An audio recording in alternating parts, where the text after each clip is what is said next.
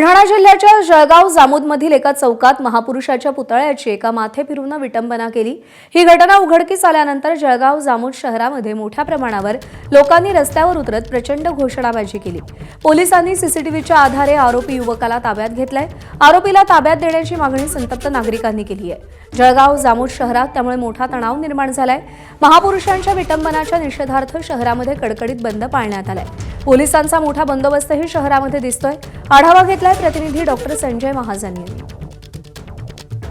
जळगाव जामोद शहरात रात्री एका माथेफिरूने महापुरुषाच्या पुतळ्याची विटंबना केली आणि त्यानंतर या शहरात काहीसा तणाव निर्माण झाला होता।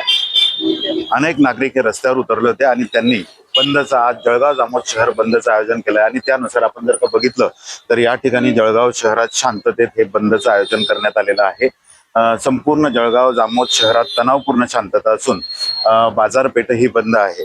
खरं तर ज्यावेळी या माथेफिरूने महापुरुषांच्या पुतळ्याची विटंबना केली त्यावेळेस तो सीसीटीव्हीत आला आणि पोलिसांनी सीसीटीव्हीच्या आधारे काही तासातच या माथेफिरूला अटक केली आहे। त्यामुळे या ठिकाणी आता बंदचं आयोजन करण्यात आलेलं आहे आणि जळगाव जामोद शहरात आता सध्या तणावपूर्ण शांतता असून शांततेत बंदचं पालन केले जात आहे। मुख्य बाजारपेठही बंद आहे आणि जळगाव शहरात सध्या पोलिसांचा मोठा बंदोबस्त जरी असला तरी तणावपूर्ण शांतता आपल्याला बघायला मिळत आहे।